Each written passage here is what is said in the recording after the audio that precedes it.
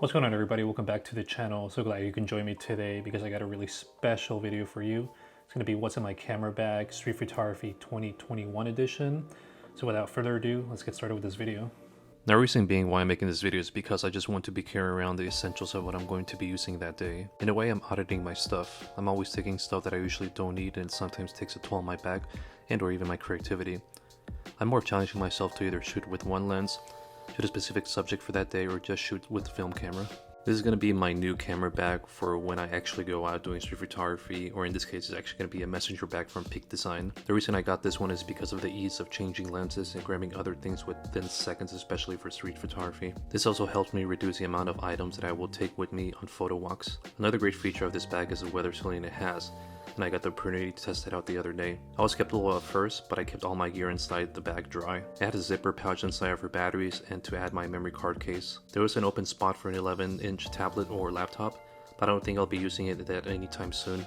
The padding is actually very comfortable, especially when I go out for long photo walks. One of my favorite things about this bag is also how low key it is, and it doesn't stand out as a camera bag, which is very important during street photography. The camera that I've been using for about 2 years and a half, the Canon EOS R. The grip in this camera is amazing for street photography, and especially having the dual autofocus feature, which is pretty fast. Now, this camera with the tilt screen is a big benefit for low angle and high angle shots if you don't want to kill your back or lay on a dirty floor. The colors are really punchy and contrasting and easy to edit in Lightroom. With having excellent weather sealing, I don't have to worry about water getting into the camera. The 30 megapixels it has gives me the ability to crop just in case. Creating my Instagram Reels is a breeze as well, with the ability to do a flat picture profile on the videos, and color grading later in post is a breeze. Now, when you're looking through the electronic viewfinder, you have the ability to move the focusing point, which I use a lot for my photos. I can go on about the EOS R, but yes, this is my workhorse camera for everything, not just street photography. For the next couple of lenses I'm going to be talking about, you're going to need the EF to RF lens adapter. But the first lens I'm going to talk to you about is a Tamron 24-70 G2 2.8. This is my workhorse lens not only for street photography, but also not limited to portraits, videos such as this one, and nature photography. The 2.8 is great for autofocus backgrounds, and the image stabilization helps a lot with videos and photos. For almost half the price of the Canon 24-70 2.8, I definitely recommend the Tamron over the Canon. I do wish that it was wider than 24, but it gets still the job done. The weather sealing is amazing and has been through harsh rain and still works like new. The Canon EF 50 1.8 STM is a very underrated lens for the price of $125. You will need the adapter as well for this one, but if you don't have the adapter, I do suggest buying the 50 RF 1.8, which is as good as this one, which comes in at around $200. I hardly use this lens for street photography, but this year I will definitely make it my priority to shoot more with it. When I do use it, it comes in handy for low light situations and definitely adds some gorgeous bokeh. Focusing can be an issue sometimes, but you can't complain for a great affordable lens.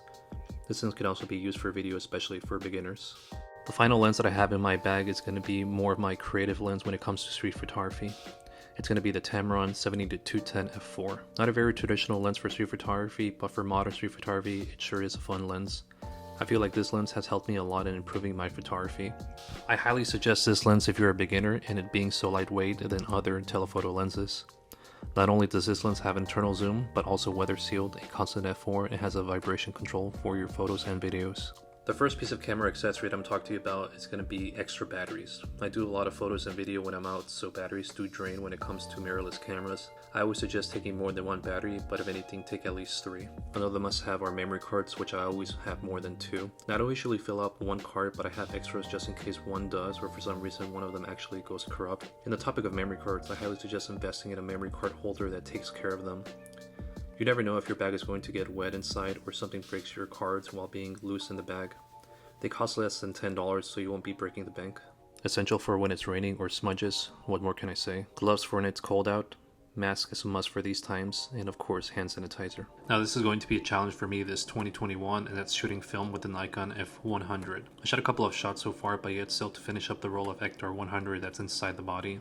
This will definitely be in my camera bag along with Eva's 50mm 1.8 from Nikon. I will talk about this in the future videos and show you my progress throughout the vlogs. Alright guys, that's going to do it for me today. Let me know in the comments section below which piece of gear was your favorite from the bunch.